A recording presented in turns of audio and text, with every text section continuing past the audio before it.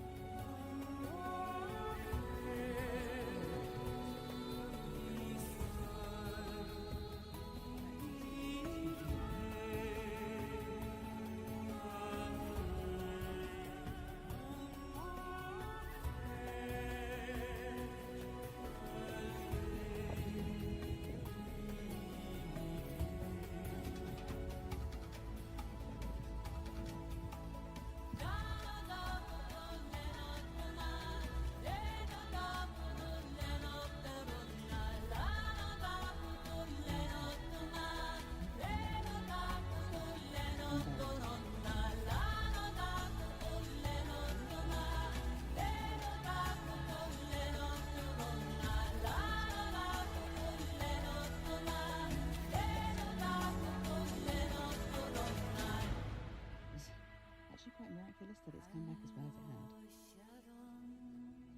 But it's been an incredible amount of work.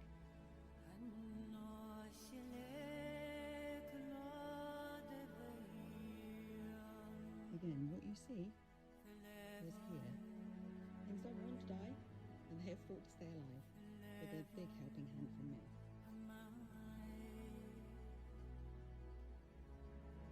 Everything I'm doing now is for the maintenance now. Whoever comes in as a gardener and landscaper, after these guys hopefully, will actually have an easy job.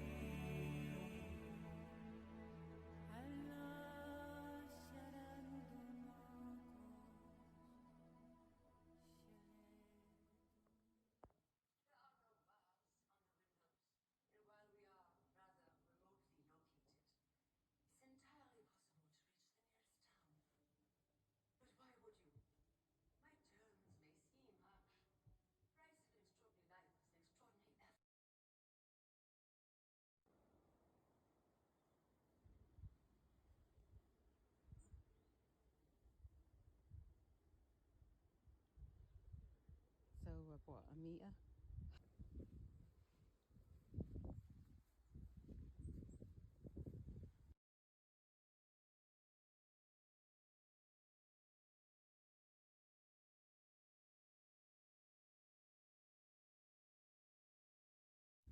Ooh, we may have pulled a couple of weeds out there too. You take a piece at a time to clear everything that was underneath here.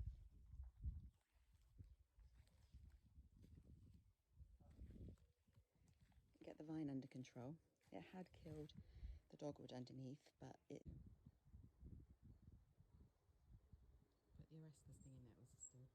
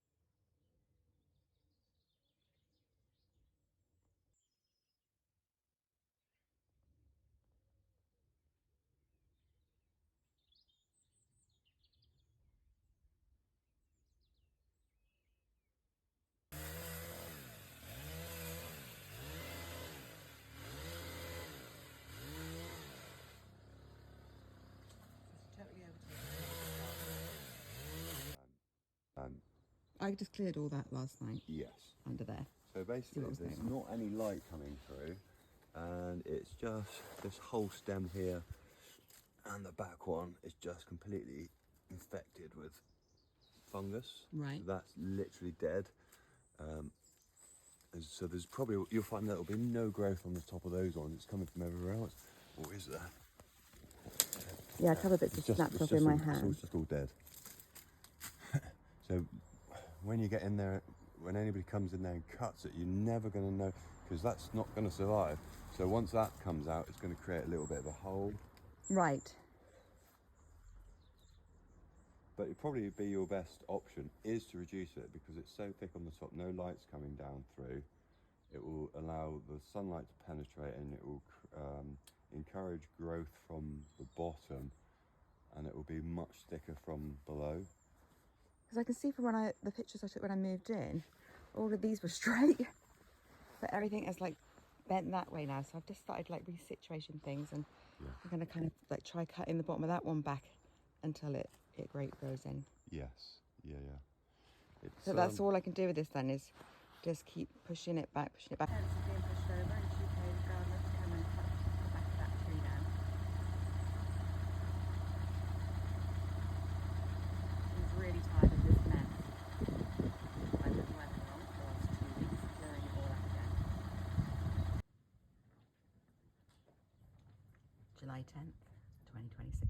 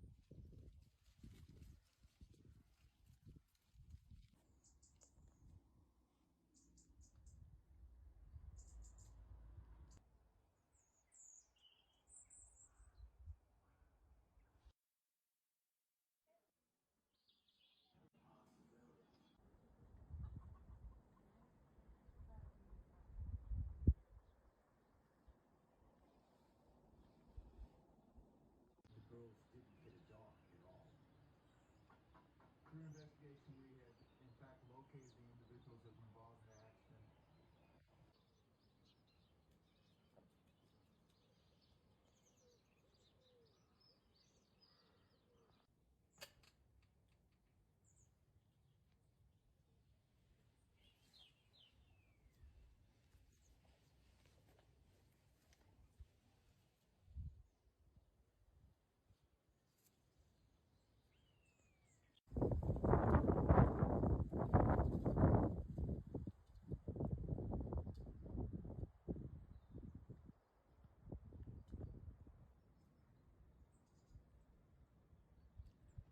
by hedge trimming everything and not going in there and having it floor to ceiling in a dome, everything is dying from the bottom up. So I'm having to go in there and hand strip, maintaining the integrity.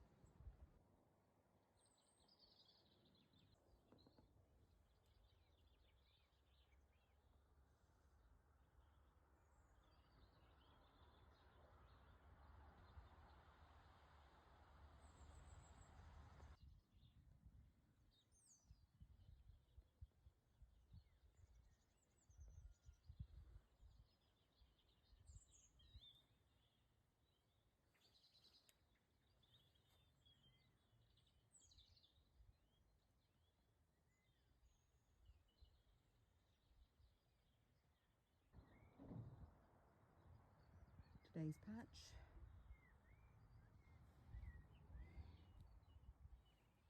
900 litres.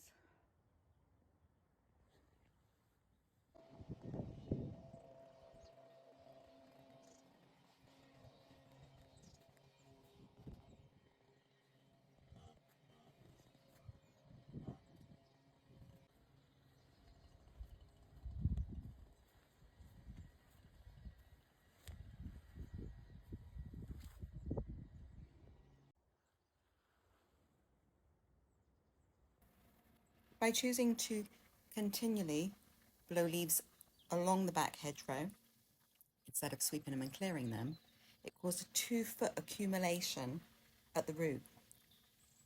Everything suffocated and died. It couldn't get any nutrients. And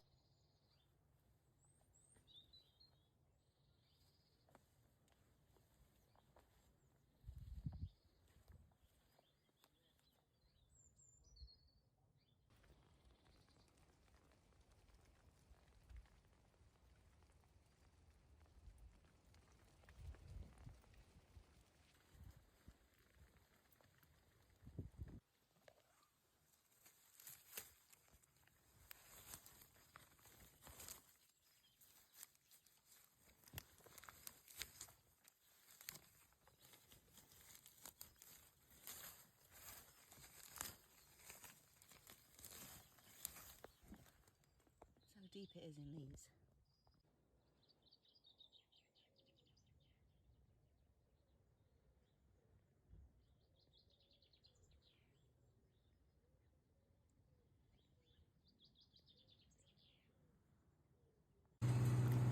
I can honestly say with great sincerity that I would never have anticipated a time in my life where I'd have to pay £1,000 a year for the worst service ever and then pay somebody else to come and take away all of the dead trees that I've cleared. Wait a second, I guess they are due today. So I like to cut back the trees because they don't. I wonder if they'll take it with them, seeing as it's their job.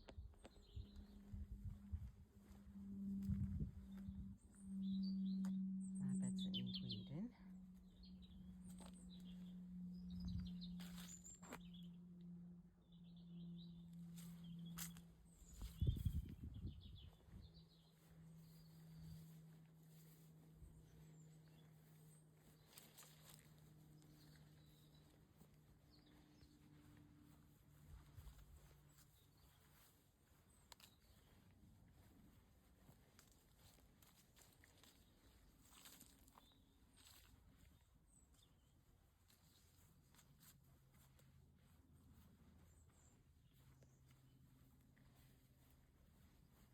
So if this hasn't been touched since I last did the banks in June,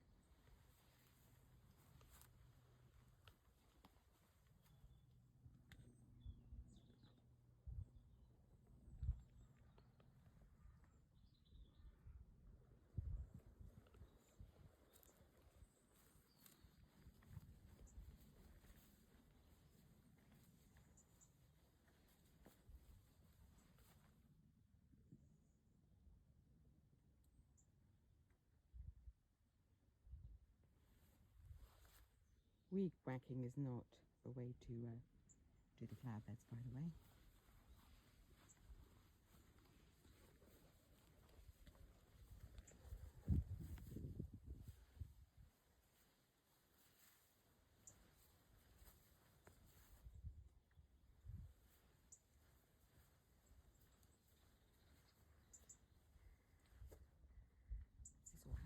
you cut back the hedgerows too excessively, you kill it.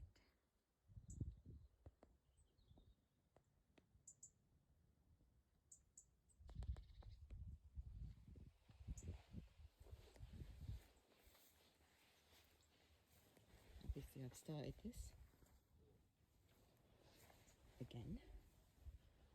Will they have the initiative to finish what I started?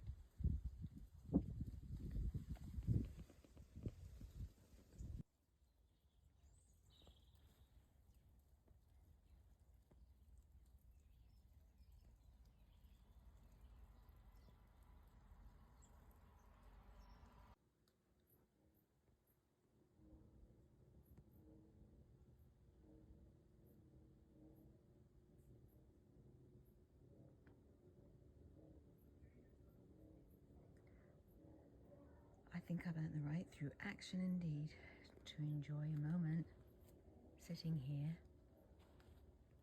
and reflecting on my life and being at peace with it.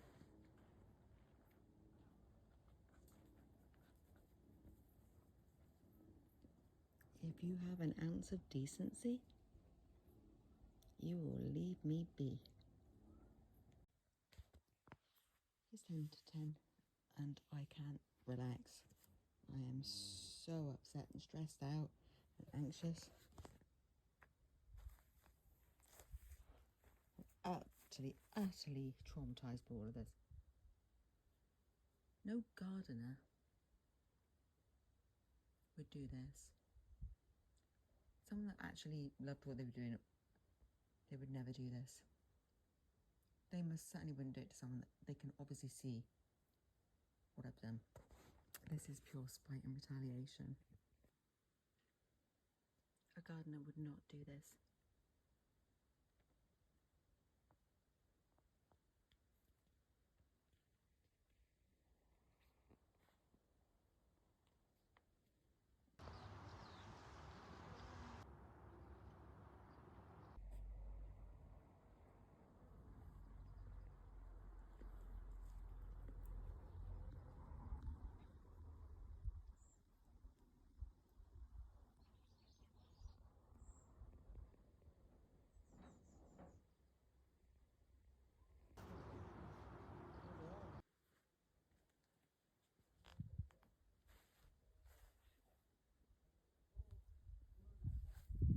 You slice through one, it might be an accident.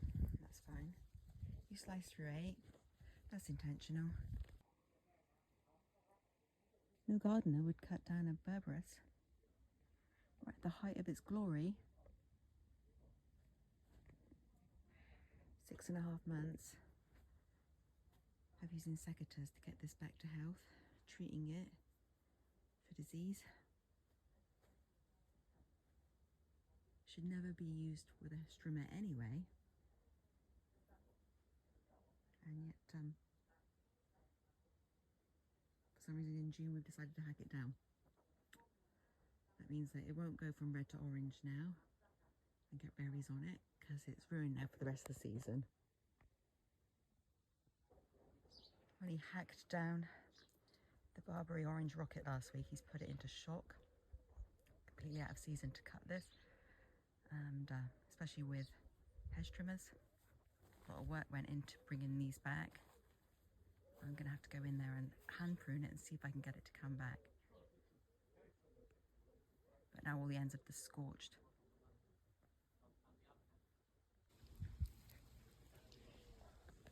This is just diabolical. I'm going to have to come up here later and clear it, because it does reflect badly on us. I mean, believe it or not, it's like, wow.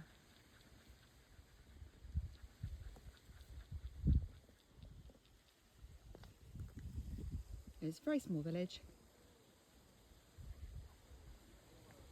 And this used to be a Methodist church retirement home back in 1992 when it was built. I remember when it was built.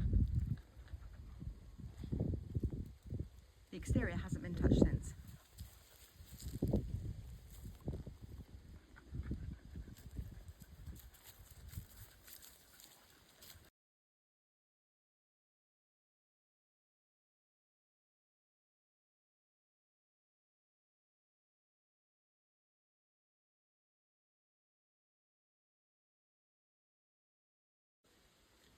June 9th, 2026.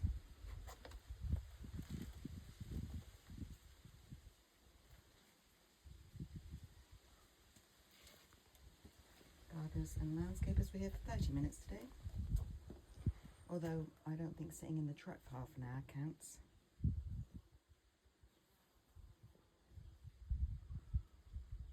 Bin area not done. Embankment area not done. Pathways not swept.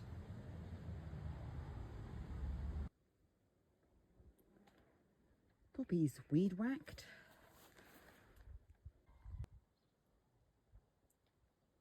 Bineweed is a weed. No help with the borders. I think the grass in the borders is self-explanatory, along with more bineweed.